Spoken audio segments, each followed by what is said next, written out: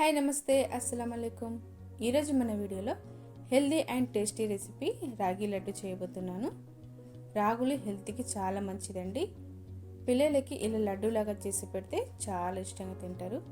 మరి ఇది ఎలా తయారు చేసుకోవాలో చూపిస్తాను.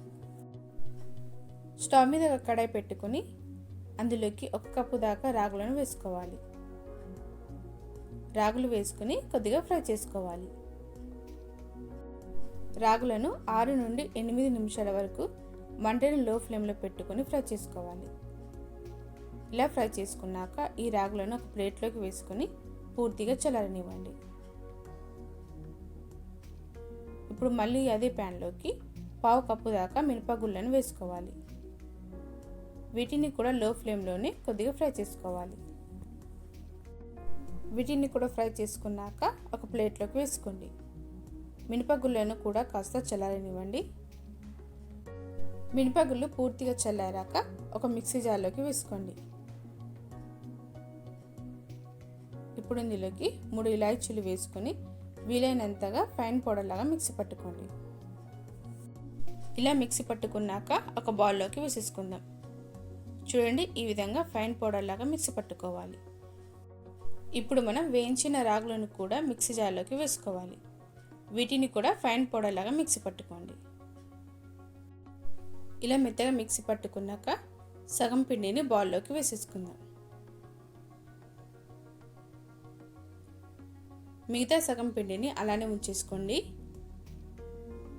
ఇప్పుడు ఇందులోకి 1/2 కప్పు దాకా బెల్లంని యాడ్ చేసుకోవాలి.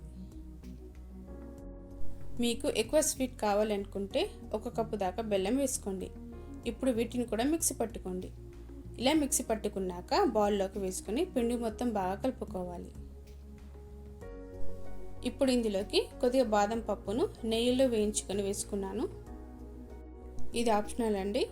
ఇప్పుడు ఇందులోకి నెయ్యిని వేసుకుందాం. 1/2 కప్పు వరకు నెయ్యిని కరిగించుకొని వేసుకోవాలి. ఇలా ఈ నెయ్యిని కొద్దిగా వేసుకుంటూ పిండిని కలుపుకోవాలి. నెయ్యిని ఒకేసారి వేయకుండా కొద్దిగా వేసుకొని కలుపుకోవాలి. ఇలా వేసుకున్నాక లడ్డూలాగా చేసేసుకోవాలి.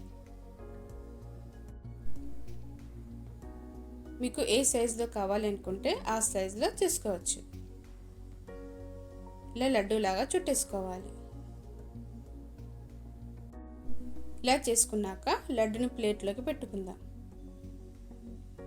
ఇలానే మిగతా పిండిని లడ్డూలాగా చేసేసుకోవాలి. ఇవి మనకు నెల రోజుల వరకు పాడవకుండా ఉంటాయండి. ఈ రాగి లడ్డు నచ్చితే తప్పకుండా లైక్ చేయండి, షేర్ చేయండి, నా ఛానల్ సబ్స్క్రైబ్ చేసుకోండి. Thanks for watching.